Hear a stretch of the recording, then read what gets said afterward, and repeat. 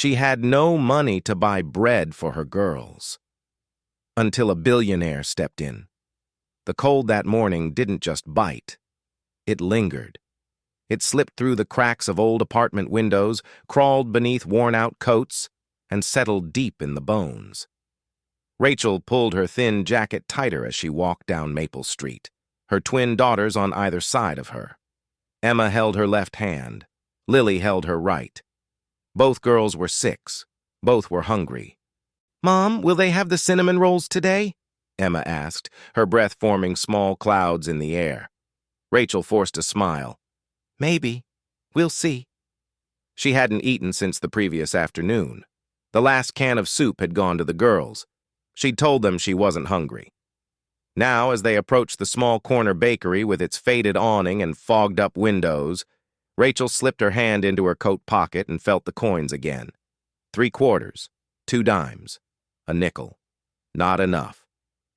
Inside, the bakery smelled like warmth, like sugar and yeast and comfort, the kind of smell that made your stomach tighten when it had nothing in it. Mr. Donnelly stood behind the counter, flour dusted across his apron. "Morning, Rachel," he said gently. "Morning." The girls pressed their hands against the glass display case, eyes wide at the rows of bread and pastries.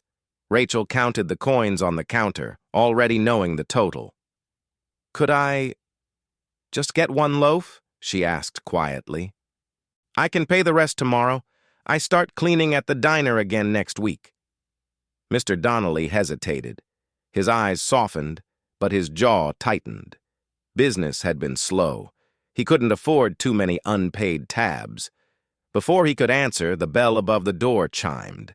The temperature in the room seemed to shift. Alexander Cole stepped inside, tall, composed, dressed in a charcoal overcoat tailored so precisely it looked sculpted.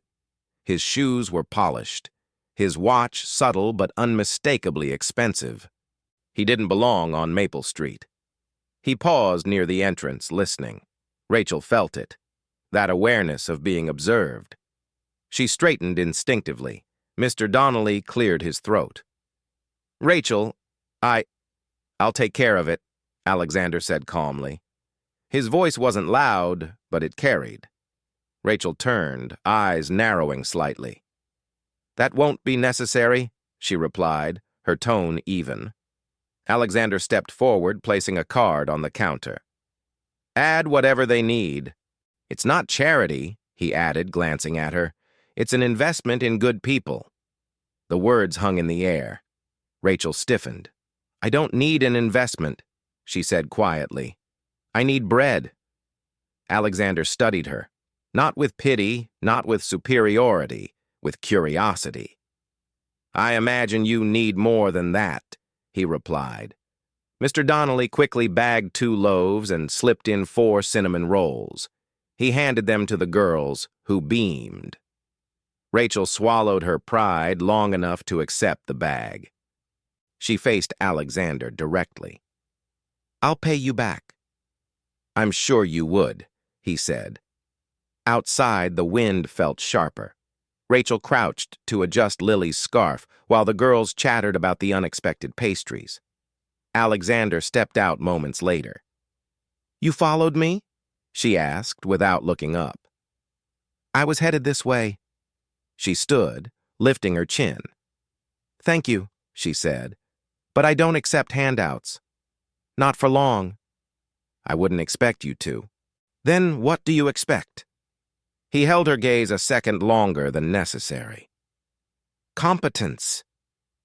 The word caught her off guard. "I'm opening a hotel 3 blocks from here," he continued. "A flagship property. I need someone who understands people.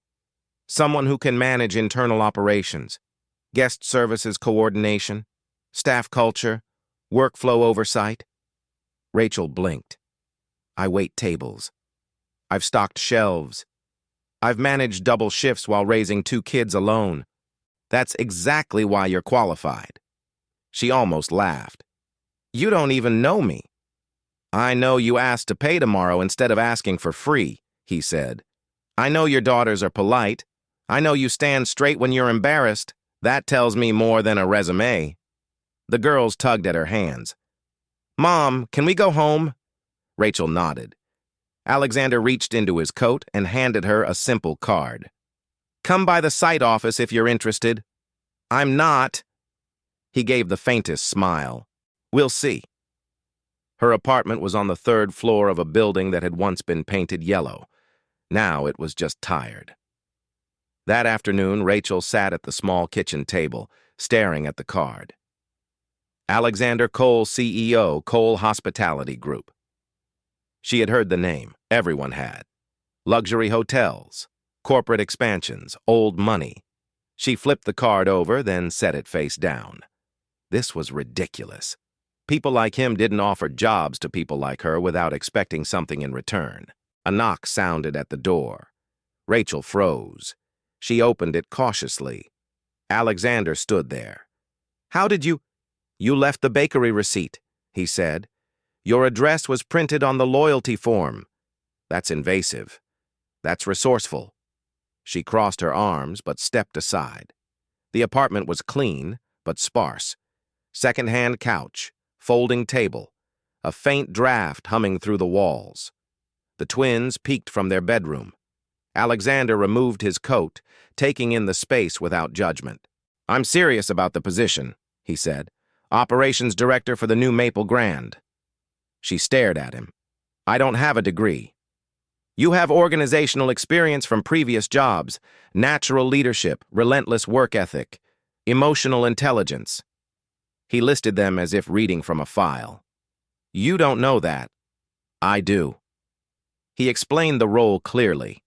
Coordinating departments, overseeing guest services flow, managing staff morale, ensuring efficiency before opening day.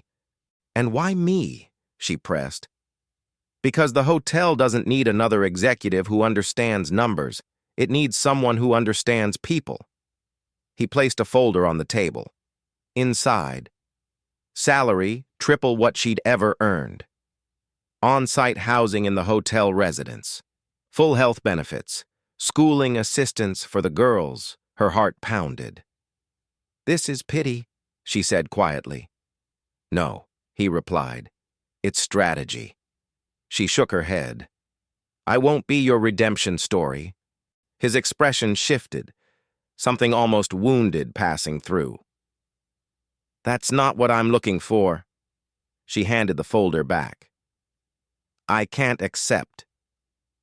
For a brief second, disappointment flickered across his face. Then it was gone. If you change your mind, he said, standing, the offer stands. After he left, the apartment felt smaller. That evening, just as Rachel finished washing the dishes, the lights flickered, then went out. The refrigerator hummed once and died. Silence. Emma's voice drifted from the bedroom. Mom! Rachel swallowed. It's okay, she called gently. Just a little outage. But she knew. She hadn't paid the bill. She gathered blankets and lit the last candle they had. The girls huddled close, their small bodies warm against hers. Tell us a story, Lily whispered. Rachel told one about brave princesses who built their own castles. When the girls finally fell asleep, she sat in the dark long after the candle burned out. Pride didn't keep the lights on. The next morning, she dressed carefully, brushed her hair back, wore the only blazer she owned. She kissed the twins goodbye and walked 3 blocks to the construction site. Steel beams stretched toward the gray sky. Glass panels half installed reflected a city still waking up. Inside the temporary site office, men in hard hats shuffled blueprints. Alexander stood near a large model of the finished hotel. He looked up when she entered. He didn't smile. He waited. Rachel stepped forward, shoulders squared. I'll take the job, she said. Something shifted in his eyes. Not triumph, relief. Good, he replied simply. He handed her a visitor badge. As they walked through the skeletal lobby, concrete floors, exposed wiring, sunlight pouring through unfinished windows, Rachel felt something unfamiliar. Possibility or risk. Workers moved around them, unaware that a single decision had just altered the trajectory of 4 lives. Alexander watched her take in the space, not with awe, but with assessment. She wasn't seeing luxury. She was seeing work. And for the first time in years, Alexander felt something stir inside him that had nothing to do with profit margins. Rachel stopped in the center of the unfinished lobby. The air smelled like dust and ambition. She had stepped into a different world. She just didn't know yet whether it would save her or change him first. The executive residence wasn't extravagant. That surprised Rachel. She had expected marble floors and chandeliers. Instead, the suite on the hotel's upper level was modern, warm, and thoughtfully designed. 2 bedrooms, wide windows overlooking the river, clean hardwood floors, and a kitchen that didn't flicker when you turned on the lights. When Emma and Lily ran from room to room that first evening, their laughter echoed against walls that didn't feel temporary. "Mom," Emma whispered, touching the light switch again just to see it respond. "It works every time." Rachel swallowed hard. "Yes, it does." For the first time in years, she locked a door that felt secure. For the first time in years, she slept without listening for the hum of electricity failing. But comfort did not quiet her instincts. The next morning, she stepped into the unfinished hotel lobby in tailored slacks and a borrowed sense of authority. Construction crews still moved through the space, but administrative operations had shifted into a temporary glass-walled office overlooking the site. Inside waited the executive board. 3 men, 1 woman, impeccably dressed, controlled expressions. Rachel felt their assessment before anyone spoke. She lacks formal credentials. She doesn't look corporate. She's a charity hire. The words weren't spoken aloud, but they were present in the air. CFO Martin Halpern adjusted his glasses. "Ms. Carter, we typically require at least 10 years of hospitality management experience for this role." Rachel met his gaze evenly. "Then it's fortunate I have 10 years of managing chaos." A faint pause. Not defiance, not sarcasm, just fact. Alexander sat at the head of the table, watching quietly. "Rachel will be overseeing internal operations alignment," he said. "Training coordination, staff integration, pre-launch workflow." Halpern's lips tightened. "We'll monitor performance metrics closely." Rachel nodded. "Please do." That first week, she listened more than she spoke. She observed how departments were being trained in isolation, housekeeping separate from front desk, food services separate from guest experience, as if they were different businesses entirely. It didn't make sense, so she changed it. She reorganized staff training flows so departments overlapped in simulation exercises. Housekeeping walked through check-in procedures. Front desk shadowed maintenance. Everyone learned how their roles connected. Productivity increased within days. Then came the vendor conflict. 2 major suppliers had overlapping delivery schedules, creating bottlenecks in the loading dock. It had already cost the company thousands in idle labor hours. Instead of sending emails, Rachel went to the dock herself. She spoke directly with drivers, called both vendors, adjusted time windows, negotiated a staggered rotation that reduced congestion by 40%. Halpern reviewed the updated numbers 2 days later. He said nothing. But he stopped calling her Ms. Carter in that dismissive tone. She noticed morale issues next. Several junior staff members seemed hesitant, guarded. Turnover during construction projects was common. People didn't feel invested before opening day. So Rachel did something unusual. She personally interviewed every mid-level hire, not to question competence, but to ask why they wanted to work there. No spreadsheets, no performance graphs, just conversation. Word spread quickly. "She actually listens." The atmosphere shifted. Alexander noticed. From his office above the lobby, he watched her move through the building with quiet authority. She didn't demand respect. She generated it. For the first time in years, he found himself interested in something beyond quarterly projections. One afternoon, he came down to observe a training session. Rachel stood at the center of a half-finished ballroom, addressing a mixed group of employees. "This hotel isn't about marble countertops," she said. "It's about how someone feels 5 minutes after they walk through the door. If we get that right, the rest follows." Alexander felt something unfamiliar tighten in his chest. She wasn't talking about hospitality. She was talking about belonging. The twins began stopping by after school once a week. They would sit at a small table near the lobby's temporary cafe area, coloring while Rachel finished paperwork. At first, the executives were uneasy. Children didn't belong in corporate environments.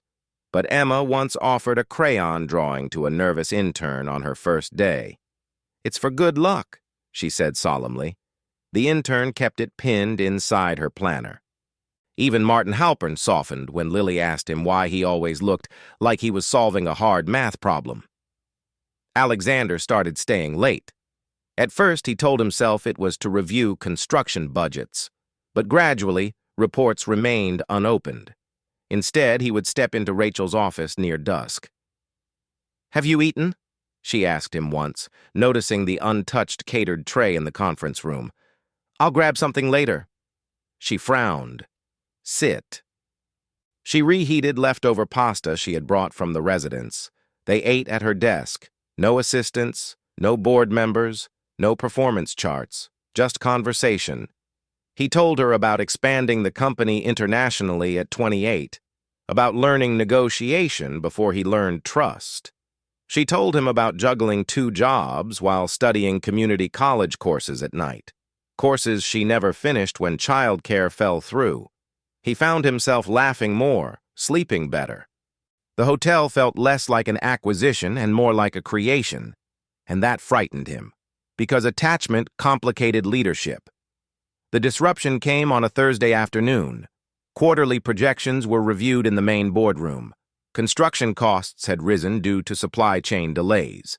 Investors were pressing for tighter margins before launch. Halpern's voice was clinical. "We need immediate cost reductions." "From where?" Alexander asked evenly. "Operational restructuring overhead." Rachel, reviewing training schedules in the hallway outside, slowed her steps. Overhead. That was her department. "Her role consolidates 3 existing mid-level management functions," Halpern continued. "Eliminating it would reduce projected labor expenditures by 18%. Alexander leaned back in his chair. "And destabilize pre-launch cohesion." "Cohesion doesn't appear on financial statements," Halpern replied. Silence. Another board member added, "The market expects discipline, Alexander, not sentiment." Rachel stood very still outside the glass wall. Sentiment. So that's what they thought she was. She didn't wait to hear more. Instead, she walked calmly back to her office and closed the door. For a moment, she allowed herself to feel it. The sting. Then she opened her laptop. If they wanted numbers, she would give them numbers. She worked until nearly midnight. She compiled data on reduced vendor losses after schedule restructuring, improved staff retention metrics, efficiency gains from cross-department training, projected long-term guest satisfaction impact. She built charts, projections, risk analysis comparisons, not emotional appeals, evidence. At 9 p.m., Alexander knocked lightly on her open office door. "You're still here." "So are you." He stepped inside, noticing the spreadsheets. "You heard?" "Yes." "I haven't made a decision." She nodded. "You shouldn't make it based on me." His jaw tightened slightly. "This isn't about you personally." "Of course it is," she said calmly. "But it shouldn't be."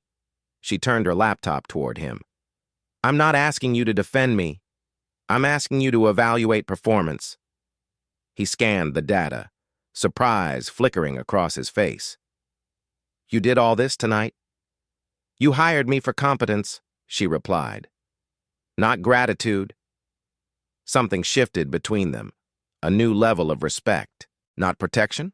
Partnership? He closed the laptop slowly. The board meets again at 8 a.m. Then you should get some sleep, she said gently. He hesitated.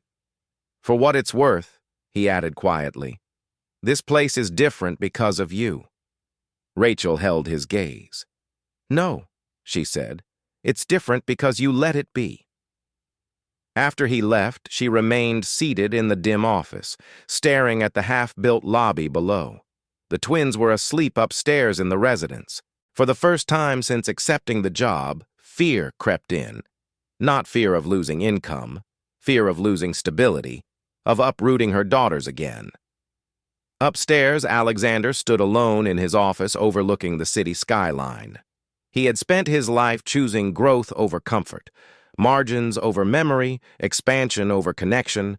Tomorrow morning would require another choice, profit margins or people. The boardroom felt colder than the winter outside. Floor-to-ceiling windows framed the skyline, but no one admired the view. The long walnut table divided the room into opposing forces rather than colleagues. At its head sat Chairman Victor Langford, Alexander's father's oldest friend, and the man who had helped build Cole Hospitality into a global empire. Victor folded his hands slowly. We'll begin, he said. The financial projections illuminated the screen behind him. Red percentages, narrowing margins, construction overages. Martin Halpern adjusted his cufflinks. If we don't tighten operational spending now, investor confidence will erode. Alexander didn't look at the screen. He looked at the faces around the table. How much do you propose we cut? He asked evenly. 18% in pre-launch labor, Halpern replied, including the restructuring department. Including Rachel. Victor leaned forward. Alexander, you've allowed sentiment to influence strategy. Define sentiment, Alexander said. Hiring someone without credentials, expanding training hours, prioritizing morale over margins. Alexander's jaw tightened. Employee retention reduces long-term cost. Victor's voice sharpened. Not if there's no long-term. Silence fell like a blade. Victor tapped the remote, and a final slide appeared. Projected quarterly risk analysis. If profitability does not increase within the next quarter, Victor continued calmly, the board will exercise its right to vote on leadership restructuring. Alexander understood the language immediately. Removal. And the operational director? He asked. She would be terminated immediately, Halpern said. We cannot justify redundant overhead. Redundant. Alexander felt something shift inside his chest. Not anger, not fear. Clarity. You're asking me to dismantle the culture before it's even built, he said quietly. I'm asking you to protect a legacy, Victor replied. The word lingered. Legacy. The empire his father had constructed from nothing, the brand that carried their name across continents. The responsibility Alexander had inherited before he was ready. He had spent his life protecting that legacy. But for the first time, he questioned whether it was protecting him.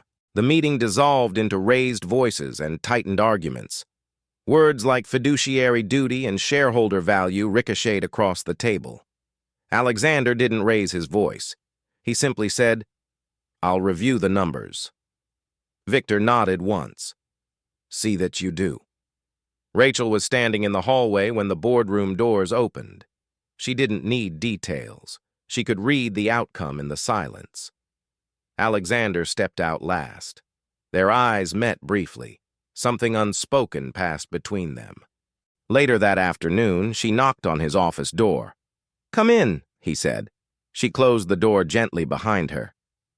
You should let me resign, she said. He looked up sharply. No. It solves your problem. It creates a larger one. For you, maybe, she replied calmly. But not for the board. He stood, walking toward the window. You think I can't survive losing this job? She continued. I've survived worse. That's not the point. It is, she said softly. Your family built this company. Hundreds of employees depend on it. You can't risk that because of me. He turned toward her. Why are you so calm? He asked. Because panic doesn't fix anything. He studied her. Steady posture, measured breath, no self-pity. She was offering to sacrifice herself without resentment. In that moment, he understood something uncomfortable. She was stronger than he was. I'll handle the board, he said. Rachel shook her head slightly. Handle the future. She left him standing alone with the skyline behind him. That evening, Alexander walked upstairs to the executive residence. He had never entered the suite without an official reason before. He knocked. Rachel opened the door, surprised. Inside, the space felt different than the corporate floors below. Warmer. Emma and Lily sat at the kitchen counter doing homework, colored pencils scattered across the surface. Hi, Mr. Alexander, Lily chirped. He blinked. No one had called him that before without an agenda. Hi, Lily. Rachel stepped aside, letting him in. He watched as Emma carefully erased a math problem, frustration etched across her face. It's wrong again, she muttered. Rachel knelt beside her. Try it one more time. You'll get it. There was no irritation in her voice, just patience. Alexander stood awkwardly near the doorway, unsure where to place his hands. This suite had been designed for executives who rarely stayed overnight. It had been sterile. Now there were drawings taped to the refrigerator, a small stack of children's books on the coffee table. Life. Rachel poured him a glass of water without asking if he wanted one. He sat at the counter. They're going to remove me, he said quietly. Rachel didn't react with shock. Unless profits rise. And will they? She asked. Eventually, but not fast enough. He nodded. Emma solved her math problem and beamed. I did it, Rachel smiled. See? Alexander watched the exchange with something close to ache. I've built hotels in 12 countries, he said softly, once the girls returned to their room. I've negotiated billion-dollar contracts. I've acquired competitors twice my size. Rachel leaned against the counter, listening. And I feel nothing, he admitted. The words surprised even him. I thought success would feel different. Bigger. Permanent. And it doesn't? She asked gently. It feels like maintaining something fragile, like defending a fortress no one lives in. Silence settled between them. Money builds buildings, Rachel said after a moment. People build homes. He looked at her. That's what you're building here, she continued, gesturing around the suite.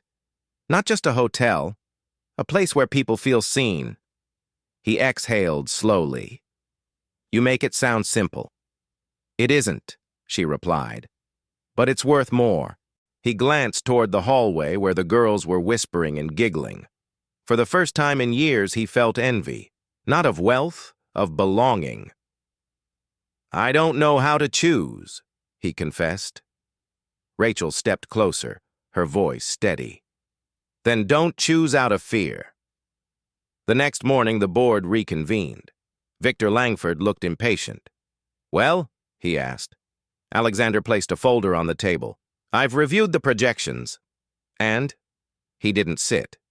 You're right. Profitability will suffer if we maintain current staffing. A flicker of triumph crossed Halpern's face. But I'm not eliminating the restructuring department. Victor's expression hardened. Alexander, I'm resigning.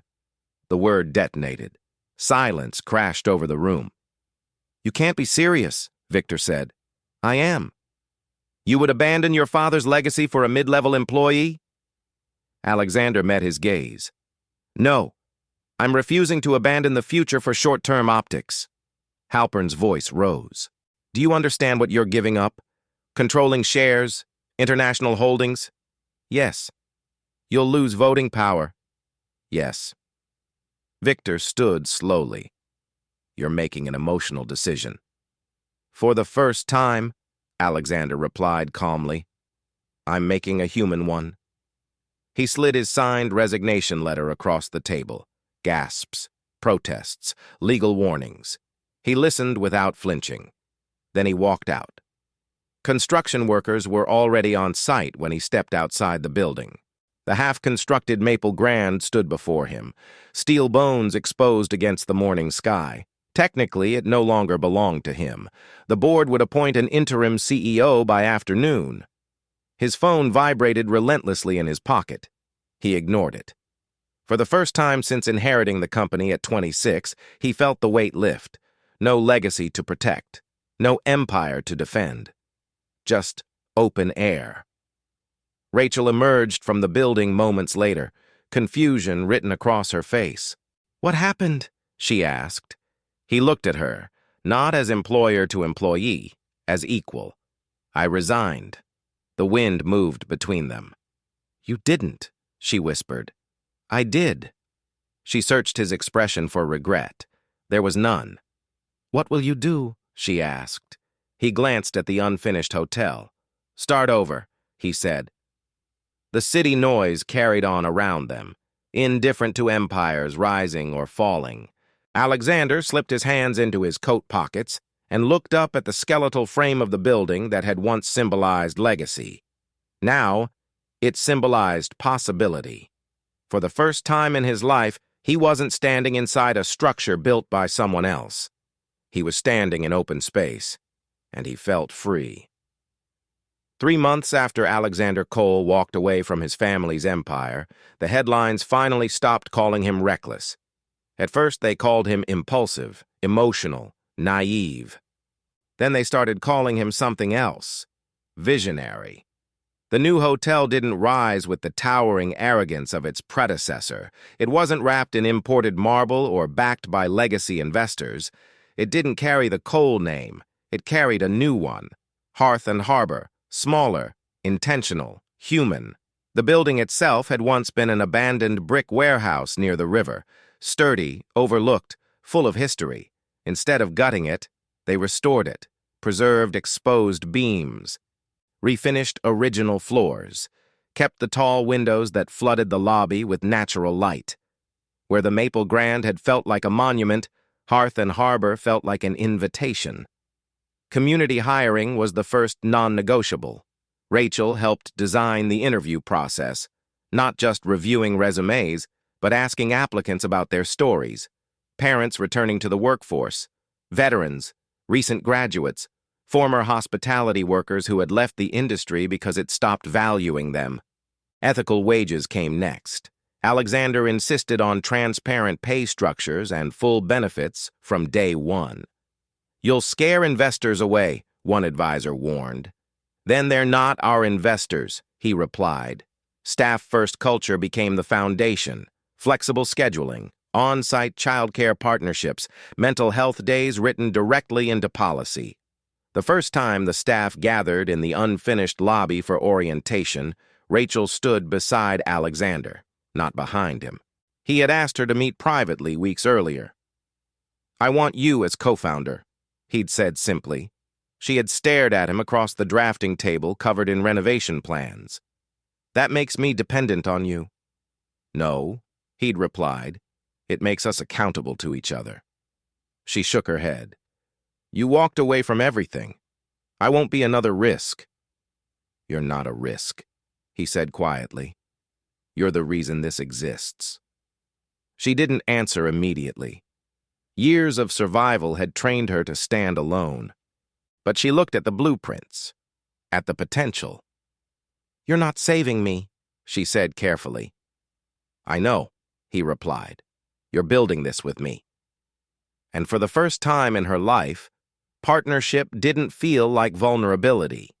It felt like power. She accepted. The media story shifted quickly.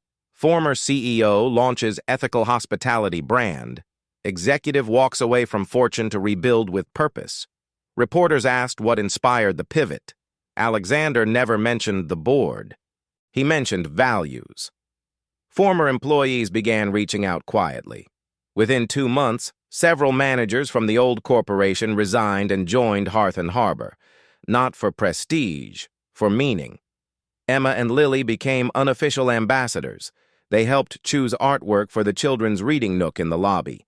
They placed handwritten welcome cards in guest rooms during opening week. Staff adored them. Guests noticed. One evening, a travel blogger posted a photo of the twins helping an elderly guest find the elevator. Caption: "This place doesn't feel like a hotel. It feels like someone's home." Bookings tripled within weeks.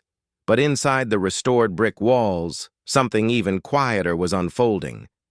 Alexander no longer stayed late alone. He stayed because he wanted to. Sometimes he and Rachel would sit in the courtyard after closing hours, the river reflecting soft golden light. They talked about staffing challenges, about supply chains, about growth, and sometimes they talked about nothing important at all. He never rushed her, never assumed, never leaned on gratitude. Trust grew slowly, not from dramatic declarations, but from consistency. One rainy afternoon, Lily slipped her hand into his while they crossed the street. It was instinctive. Alexander froze for half a second. Then he held on gently. That night, he lay awake understanding something profound. Success had once been measured in acquisitions. Now it was measured in moments. The community event happened in early spring. Hearth and Harbor hosted a neighborhood open house, local vendors in the courtyard, live acoustic music near the river, children running between food stands. Rachel moved through the crowd with natural authority, checking on staff, greeting guests, making sure every detail aligned. Alexander watched her from a distance. She belonged here. Not because he had brought her into his world, because she had helped create this one. As dusk settled, string lights flickered on across the courtyard. The twins sat near the fountain, faces sticky with lemonade. Alexander felt his pulse steady and certain. No grand ballroom, no press, no spectacle. Just the people who had built this place together. He walked toward Rachel as the music softened. "Can we step over there for a moment?" he asked. She looked at him curiously but nodded. They moved to a quieter corner near the ivy-covered brick wall. "What's wrong?" she asked. "Nothing," he said. He exhaled slowly. Then, without drama, without announcement, he lowered himself onto one knee. Rachel's breath caught, not because of the gesture, but because of the sincerity in his eyes. "I spent my life building structures," he said. "Hotels, contracts, reputation." His voice wasn't loud, but it was steady. "And I was alone in all of them." Her eyes shimmered. "You taught me something I didn't know I was missing. You and the girls." He reached into his jacket pocket, not pulling out an extravagant diamond, but a simple, elegant ring. "I don't want to rescue you," he continued. "I don't want to own anything you build. I want to stand beside you." Emotion tightened her throat. "Rachel," he said softly, "will you marry me?" For a heartbeat, the world quieted. She thought of the cold bakery morning, the dark apartment, the boardroom, the courtyard. She thought of fear, and how it had slowly been replaced by trust. "Yes," she whispered, then louder, through tears, "Yes."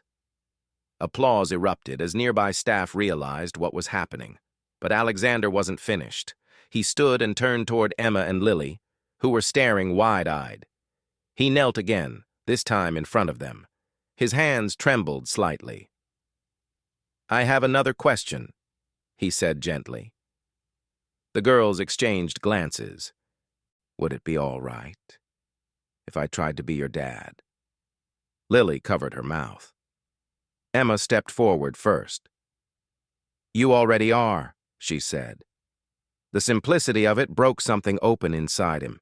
They threw their arms around his neck. Rachel knelt beside them, laughter and tears mixing freely. Around them, employees and neighbors watched not a business milestone, but a family forming. Later that night, after the music ended and the guests went home, the four of them sat on the living room floor of the residence above the hotel. Board game pieces scattered across the rug. Emma insisted on explaining the rules 3 times. Lily accused Alexander of cheating. He laughed, not the polite executive chuckle he once perfected, but a full, unguarded sound that filled the room. Rachel watched him from the couch. The once lonely billionaire sat cross-legged on the floor, losing happily at a children's game. No boardroom, no shareholders, no legacy to defend, just belonging. He looked up at her mid-laughter, and in that moment, she understood something clearly. He hadn't saved them from poverty. They had saved him from emptiness. The lights in the residence glowed warmly against the night sky. Downstairs, Hearth and Harbor stood steady by the river, not the largest hotel in the city, but the richest in all the ways that mattered, because money builds buildings, but love builds homes.